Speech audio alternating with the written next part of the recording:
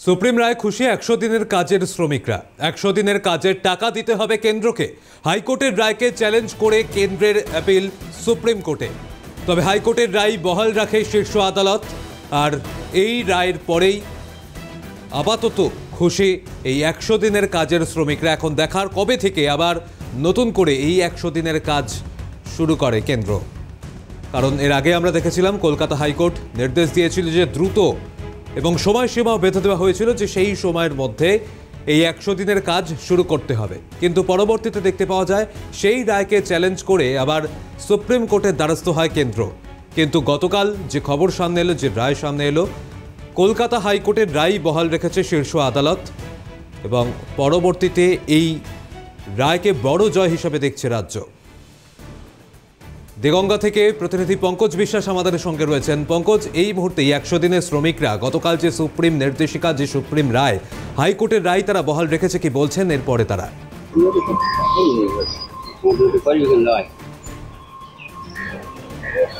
একদমই আমার সাথে যারা আছেন 100 দিনের কাজের শ্রমিক তারা আছেন, তাদের সাথে কথা বলে নেবো তারা কি বলছেন। দাদা, গতকালকে সুপ্রিম কোর্ট যে হাইকোর্টের রায়কে বহাল রেখেছেন এবং কেন্দ্রকে বলেছেন 100 দিনের কাজের টাকা ফেরত দিতে হবে, কি বলবেন? হ্যাঁ, আমরা খুবই খুশি। সুপ্রিম কোর্টে যে 100 দিনের কাজের বিষয়ে যে মামলা চলছিল দীর্ঘদিন ধরে, সেই মামলা এতদিন পরে একটা রায়দান করেছে।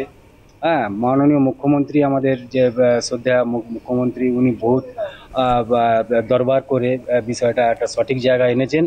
এতে আমরা সাধারণ গরিব মানুষ খুশি।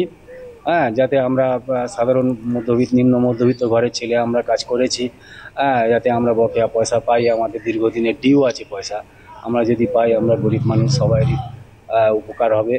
এবং মাননীয় মুখ্যমন্ত্রীকে এই বিষয়ে আমরা ধন্যবাদ জানাই। এবং বিকাশ রঞ্জন ভট্টাচার্য সিনিয়র অ্যাডভোকেট হাইকোর্টের, উনি যে অ্যাপিল করেছিলেন, তার মাননীয় সুপ্রিম কোর্টের রায়দান করেছে। এতে করে মাননীয় আইনজীবী বিকাশ রঞ্জন ভট্টাচার্যকে অনেক ধন্যবাদ এবং আমাদের যে রাজ্যের মুখ্যমন্ত্রী, ওনাকে অনেক ধন্যবাদ। আমরা আশা করে আছি আগামী দিনে যদি আমাদের কেন্দ্র রাজ্যের প্রাপ্য মিটিয়ে দেয়। 100 দিনের কাজ, বহু গরিব মানুষ এর উপরে নির্ভর করেছিল, কাজ করেছে, তারা তাদের ন্যায্য প্রাপ্য তারা পায়নি, মনে কষ্ট নিয়ে আছে। এবং এই জন্যে মাননীয় মুখ্যমন্ত্রী বহুত ছোটাছুটি করেছেন, কখনো হাইকোর্ট কখনো সুপ্রিম কোর্ট করেছেন। অবশেষে সুপ্রিম কোর্ট রায়দান দিয়েছে, কেন্দ্রকে বলেছে ইমিডিয়েট পয়সা গরিব মানুষের 100 দিনের কাজের পয়সা দিতে হবে। আমরা আশা করে আছি এই পয়সা আমরা পেলে আমরা সবাই। কতদিন কাজ করেছিলেন, কত টাকা মতন পান? মোটামুটি প্রায় 9,000 টাকা মতো। 9,000 টাকা দীর্ঘদিন ধরে সেই টাকা আটকে রয়েছে, কাজও তো বন্ধ। কি চাইছেন? আমরা চাইছি কাজ চাই এবং টাকা, বকেয়া টাকা চাই। কিন্তু সুপ্রিম কোর্ট যে রায় দিয়েছে টাকা ফেরত দিতে হবে। হ্যাঁ, টাকা ফেরত দিতে হবে, সকলের সুবিধা হবে, সবাই তো গরিব মানুষ। সবাই কতটা খুশি আপনারা? আমরা অনেক খুশি।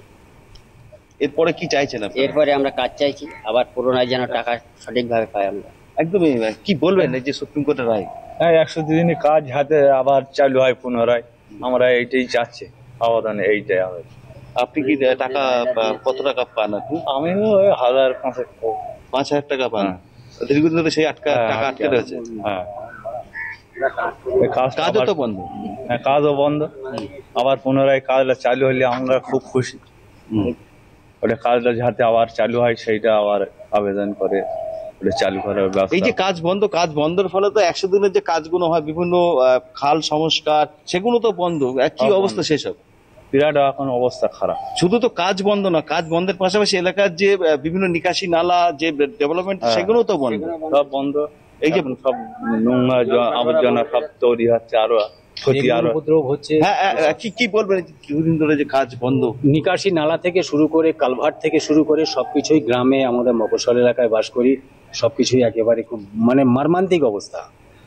যাতে গ্রামের উন্নয়নের জন্য পঞ্চায়েত উন্নয়ন করুক, নিকাশি নালা থেকে শুরু করে রাস্তা, গ্রামের লেন রাস্তা, এগুলো যাতে সুরাহা হয়, তাতে 5 জন গরিব মানুষ তারা 100 দিনের কাজ করতে পারবে, তাদের সংসারে একটু সচ্ছল হবে, এলাকার ডেভেলপমেন্ট হবে।